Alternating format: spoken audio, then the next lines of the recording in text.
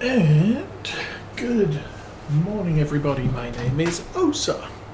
We are playing Farming Simulator 22 on Maypole farm map.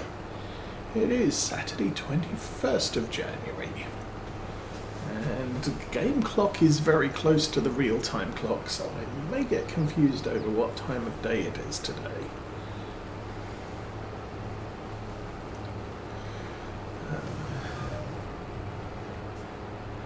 As a note, I was just getting set up and I looked at the time, 8:38, I should have been online already. So no, it's only 10 after 8, so not so big a deal. And let's try and get GPS turned back on there. There we go.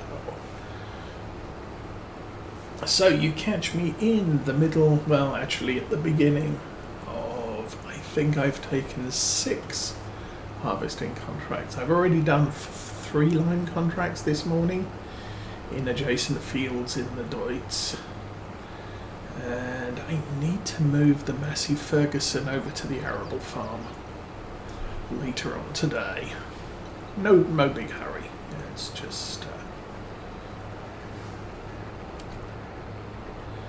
I'm going to write down the GPS first. There we go, about 13. And we can turn that off and go a little bit faster, but not so totally out of control.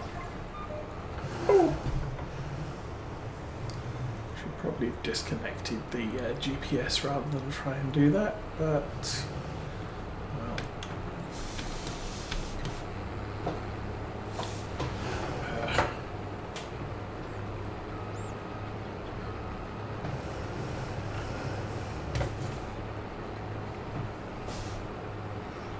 This might be the year that I need a new side panel, if I can find one for sale without the wheel. And probably a new keyboard and mouse. I'm having issues. I've got wireless of both, and sometimes they're just not working. The keyboard especially. And since I now have a USB hub on the desk, I figure I could probably get away with just getting standard USB keyboard, USB mouse, and plugging them into the box on the desk. And good morning, Patchwork. How's your week been going? So anyway, we are a little bit down on money from last week. I have erected a beehive on the field opposite our original farm entrance. I want a second one there, but they're kind of pricey, so we'll probably be building them up slowly. I have put the honey spawn point down in the yard next to the garden. Haven't done any changes to the shed layout at this point, although I would like to do that at some time.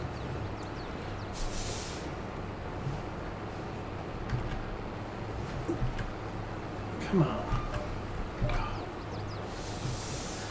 And then what else are we looking at? I have put the whole crop silage bales back into the cow shed, so that's all done.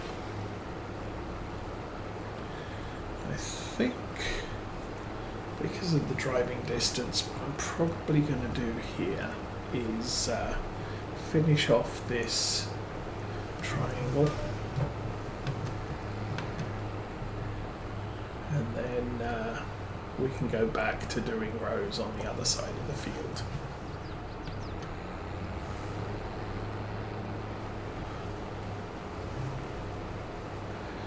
We'll go around the outside so that we can keep the pipe on the right side of the crop. Although that said, I don't think I'm going to need to empty finishing this bit off. Nice thing about soybeans is they're a very low density crop. Very high value, but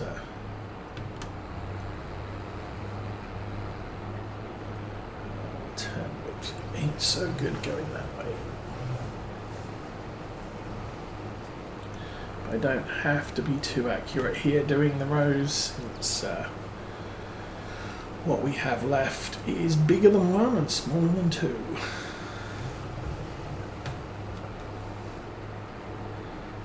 Now there are a ton of stones on this field. I'm not really seeing an excess of wear on the header.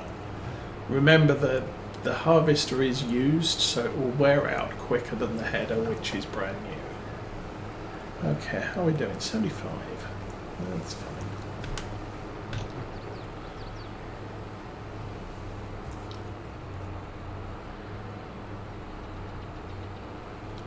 So 7% discrepancy over 10 years, 10% or 11% isn't really that significant. I think we will cut in here.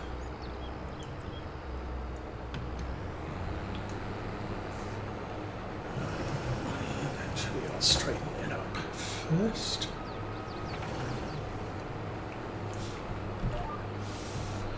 And drive and go.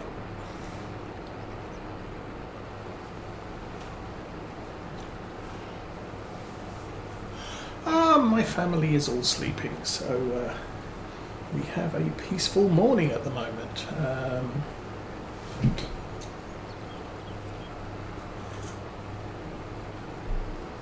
Teenage Osa is back seeing a counsellor. She saw a counsellor initially when she came to us, and then decided, she didn't need it.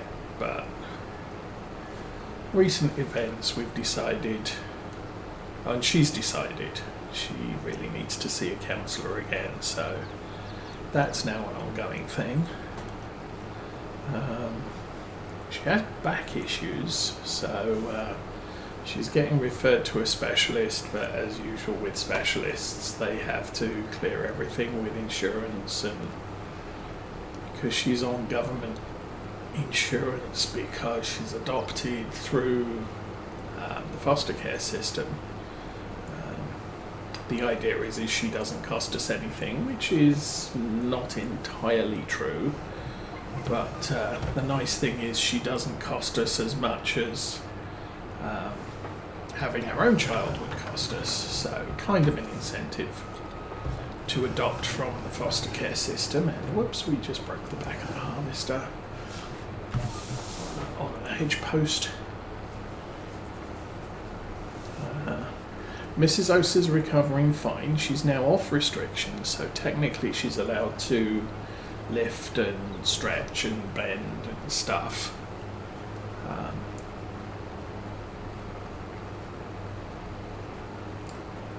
Although we're trying to keep that as light as possible, initially work our way up into lifting heavier stuff. And I'm just me. And my harvester is full. Boop.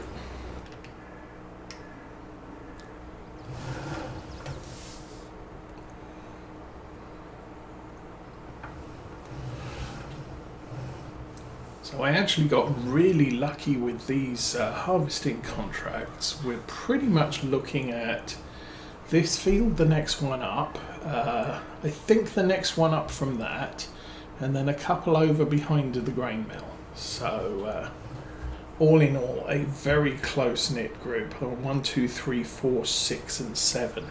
Now I'm going to jump over to this tractor. We did spend some money on a roller, the little roller, but that's only £3,000, which is probably a little bit underpriced when you compare it to the other rollers in game. But I'm not arguing, it's the price the mod has set for the roller, so we will live with it. It does a fairly good job. I think the problem with it is the middle roller is set back from the front too, and so when you're on a worker and it turns around, it doesn't meet your field edge or headland in the middle, so you always have to do an extra headland.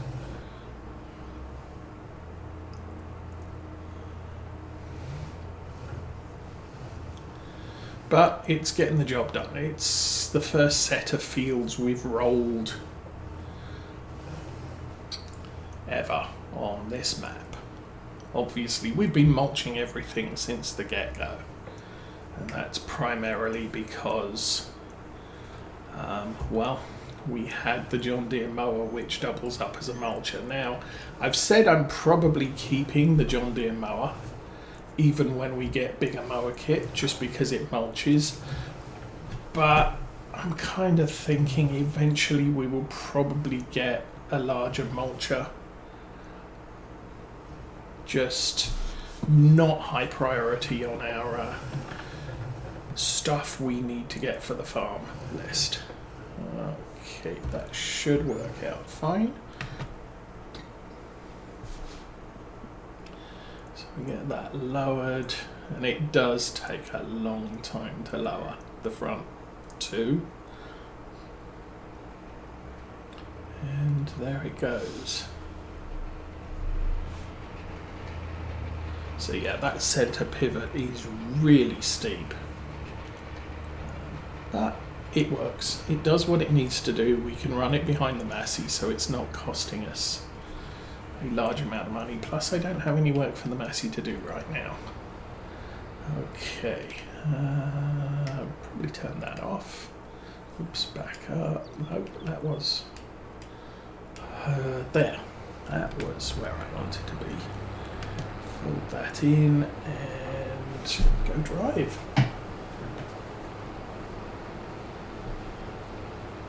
Oh yes, I used to do that. I've done. The problem with mine was I was learning to fly back in 2001, and that's when certain events happened in September and grounded everything. And so I did do the math on my logbook, and I had done the requisite solo hours and dual hours. I'd done all of the night flying I needed to do. I'd done all of the cross-country trips I needed to do. However, there was one thing I wasn't aware of. It was the length of time your cross-country trips were supposed to take solo. And I'm 6 minutes short. So to actually get all of the hours I need, I would have to go and persuade an instructor I still remember how to fly, persuade a doctor I'm still healthy to fly, and then probably spend about 10 hours persuading an instructor that I know what I'm doing in the air. And then I have to do one cross-country trip. I'd have to do some night flying because I'm not current, and it adds up. I need another 20 hours. And flying costs are substantially more expensive than they used to be when I was learning to fly, because I was learning to fly 20 years ago. So, plus I'm 20 years older, so it's kind of, plus I have a family and more people to depend on me. So really it's not something I can consider these days.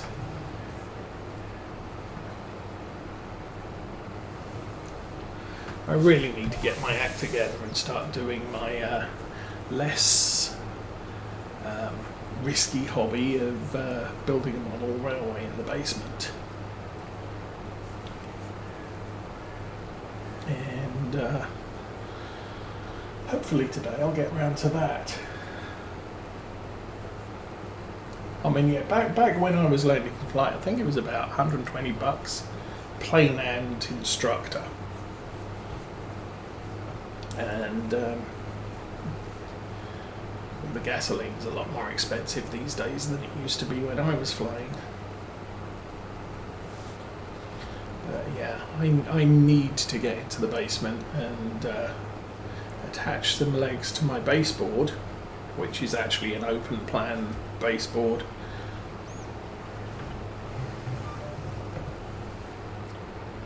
The common thing with people who build model railways is they tend to create a solid top baseboard, so effectively a table, a desk, that type of thing, and then mount the track directly to it. Now the thing with doing it that way is railways are built in the landscape. The landscape goes up and down. Well, it's difficult to go down when the tracks are on effectively zero level. Now, one guy in England I've been watching, he's built his tracks about 3 to 4 inches above the level of his table. And so he has the option of having things going under the tracks, things going over the tracks. If the low side is to the front of the baseboard, your scenery doesn't impinge on your view of the tracks from the side. So you have less, what's the word for it? Sort of scenery occlusion to your enjoyment of watching trains go by. I honestly don't know. I'm not sure it's that expensive, but once you've got the private pilot's license, you've then, you're still restricted to flying Cessna 152, or in my case, I was flying a Piper.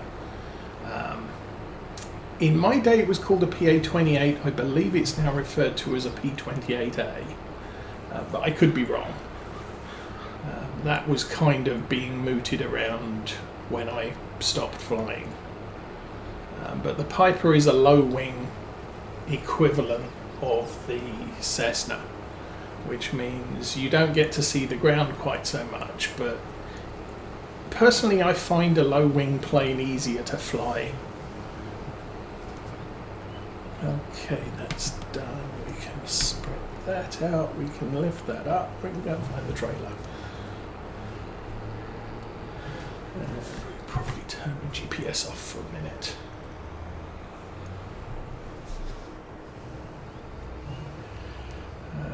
But yes, the ability to build up and down does make things a little more interesting. You can have culverts under the tracks, or little agricultural bridges under the tracks where cows and sheep and what have you, tractors, although I'm modelling 1930s, so not so many tractors, can cross to the other side of the tracks without having to worry about trains getting in the way. You can also have lakes and rivers that aren't at the same level as the tracks, which obviously normally is not the case in the real world. So I'm building an open deck. Eeny, meeny, miny, that one. So that I have room for scenery underneath. Okay, I actually came in on this side of the field, as you can see from where the Land Rover's parked. But on my first lap round the field, I discovered there is an entrance over here, which might actually have been easier to get into.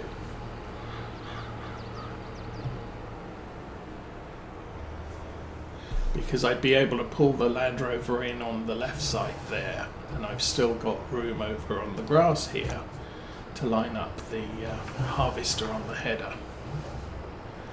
Anyway, we are moving on to the next field, which is number 3, which I believe the entrance is right in the corner where the road turns right, or there's no right turn. And again, it looks like there's a lot of grass here, so it's going to be relatively easy to get the equipment into the field. Of course, what I should have done was come with the Land Rover first, not the harvester. I think we should be okay there. Okay, where does this stuff need to go? Oh, meeny, meeny, miny, mo. That one. Details on, and did we just do 4? Yes. Farmer's Market, which I believe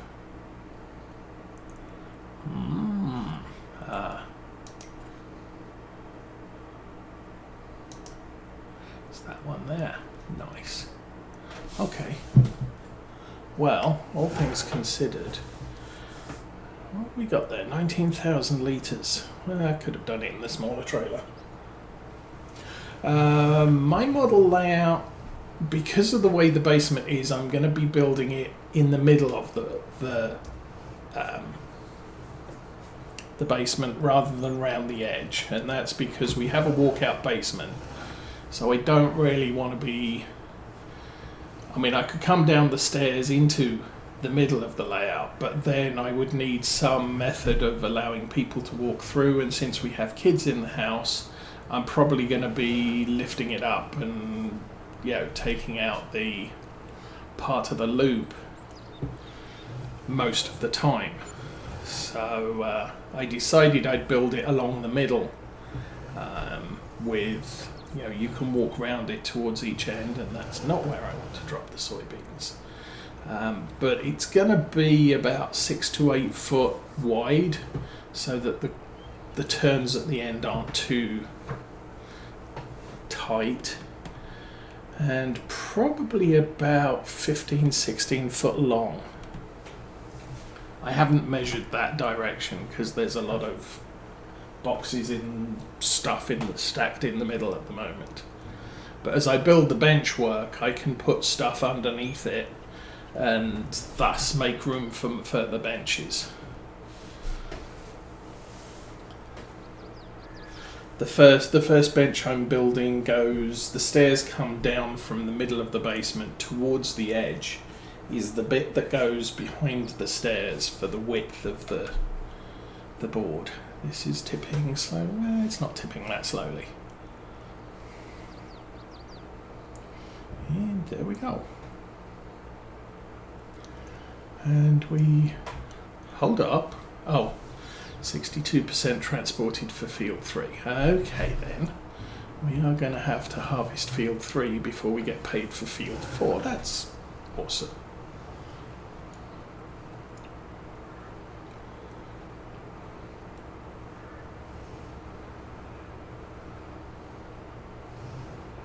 I think, yeah, next field we're on is field 3. So 3 and 4 were soybeans. I think we've got 1 sorghum, 1 barley.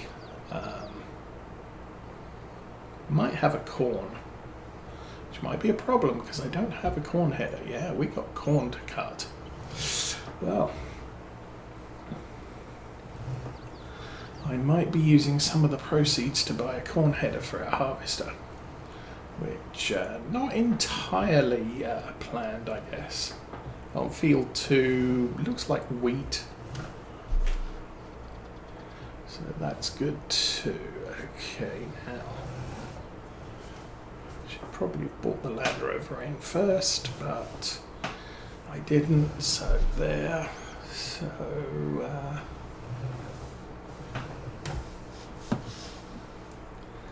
can't see what I'm doing. Oh, good. Trees.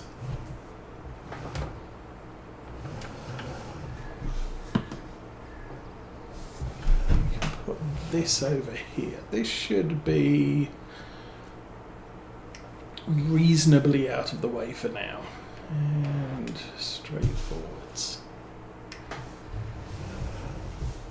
I build in 00 scale, so I'm going to get quite a reasonable sized layout going. I'm going I'm going to include a station which will probably end up being about 8 foot long. So hopefully about half, no more than half the length. Plus you've got the sort of the station mouth, which usually has the switches, so you can go to all of the eligible platforms. That can take up to 8 further feet. Although building 1930s UK, they tend to be a little bit more careful with where they place the switches.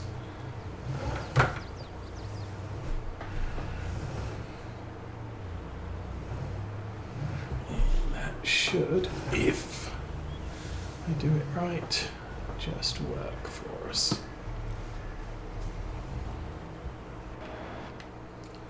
So yeah, double O's kind of weird.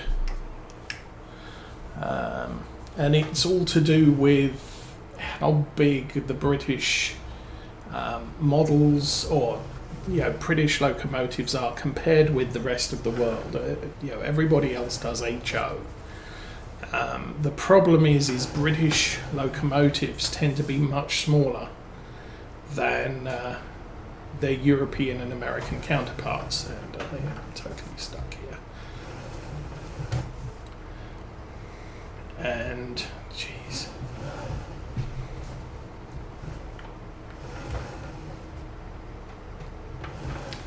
I'm going to have to get out and do a low level. Oh, there's a tree there, and then there's a tree over there. This is wonderful. Too many trees, and I am now completely stuck on all of them. Good job.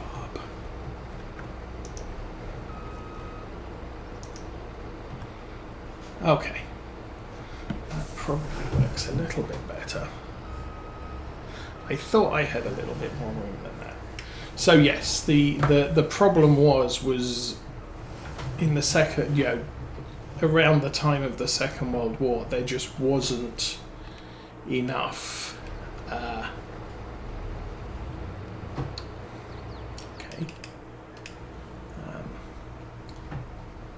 The clockwork motors that they had were too big to fit in a British scale locomotive. So they made the locomotives bigger. So where I think HO is about 1 in 86, OO is 1 in 76. But then they hit the other problem, which was sort of economies of scale, which is basically the rest of the world is building track to HO scale, and Britain wants something that's very slightly not quite that big or not quite that small, and they would have to, the track manufacturers would have to create a whole new set of jigs to build 00 scale track. So they didn't. So the track is actually too narrow for the scale of the locomotives technically. But hence why there is a difference between 00 scale and HO scale, but it's not in the track. I could buy track from a US supplier and it would work for me. The buildings would look a little bit small. However, if you're going force perspective, that's not so much of an issue. I can buy HO buildings and put them at the back of the layout. I can buy OO buildings and put them at the front of the layout. And the smaller size of an HO model would make it look further away than it actually is.